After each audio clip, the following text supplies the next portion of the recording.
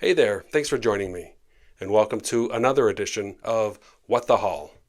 This month is a little more Marvel heavy, with some classic issues being reprinted as facsimiles for the very first time ever.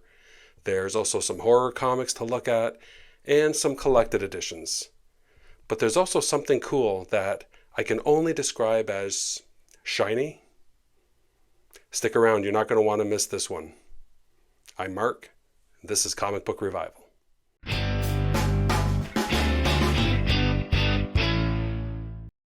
Welcome back. Let's dive right in with some comics from Oni Press.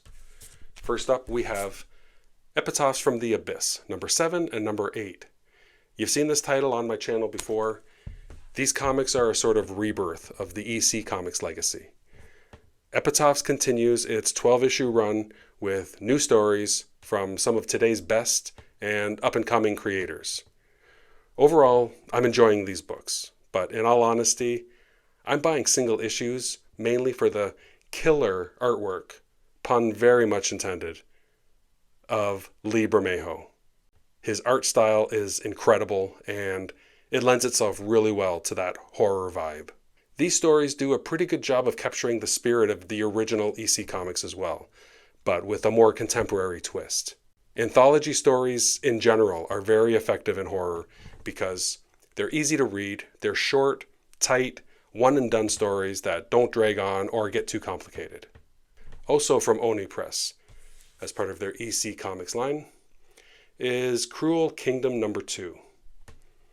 I'm starting to get into this series. It's another anthology series, but this one combines sword and sorcery with horror elements, like zombies and dark sorcery, which is perfectly on brand for EC Comics.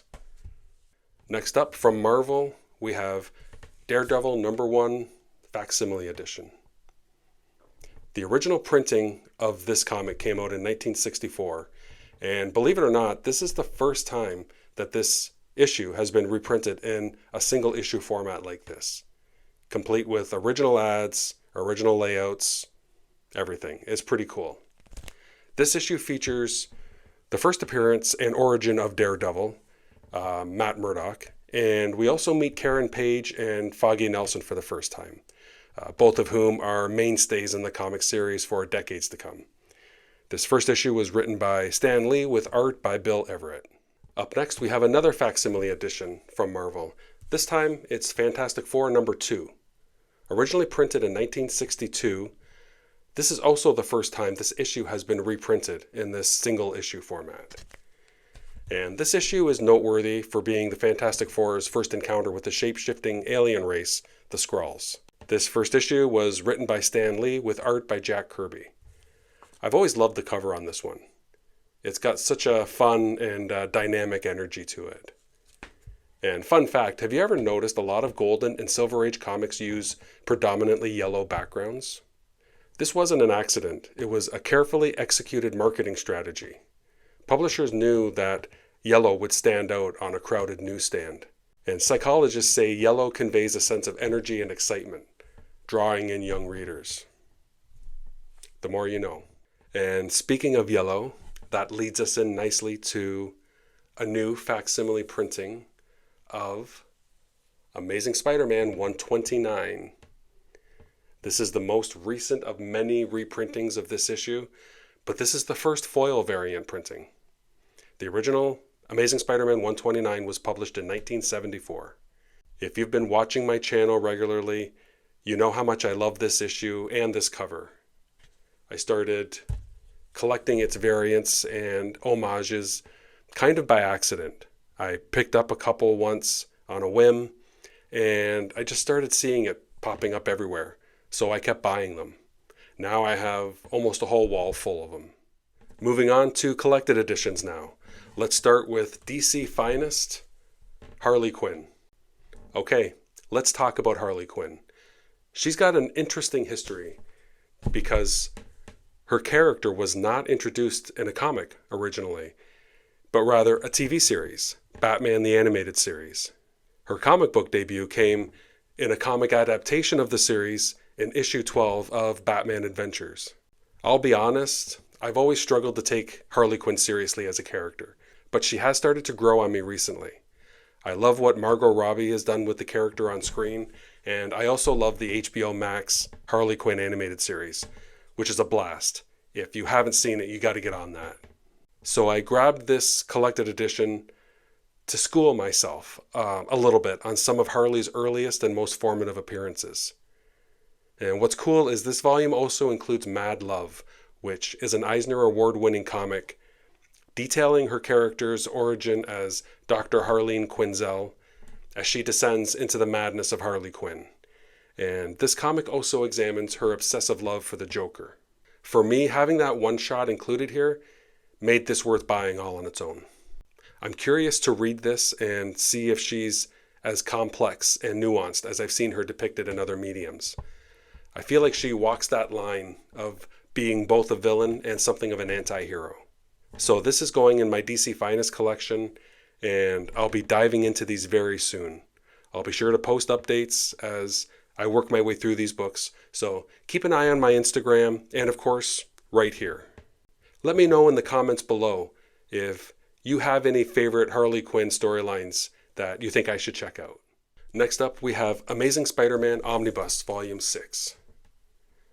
Picking up right where Volume 5 left off, Volume 6 includes Amazing Spider-Man issues numbers 181 to 205, along with annuals 12 and 13, the Spectacular Spider-Man Annual number 1, and What If issues 1, 2, 8, and 19.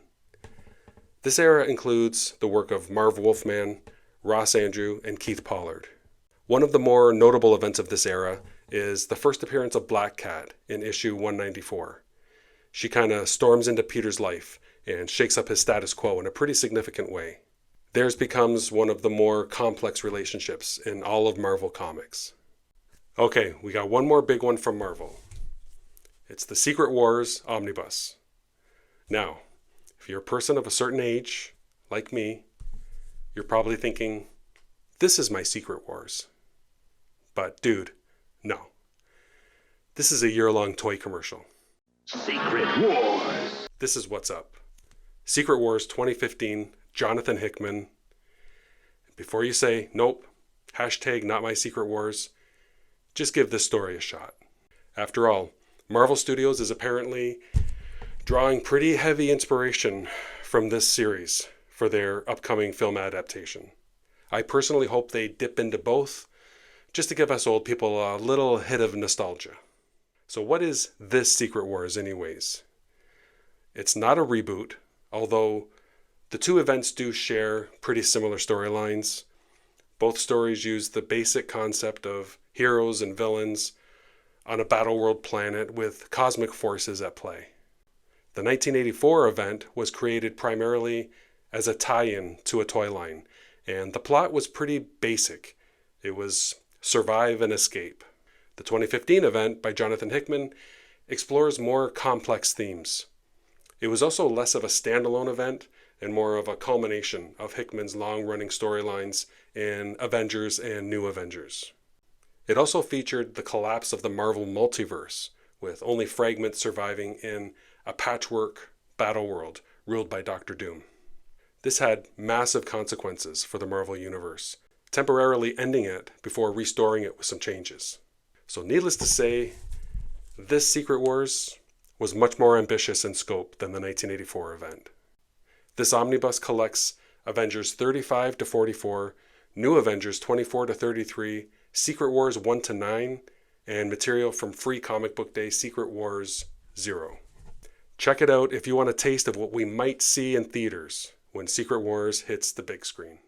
That's my February haul, but I'm curious, what are you collecting and reading right now? Let me know in the comments below.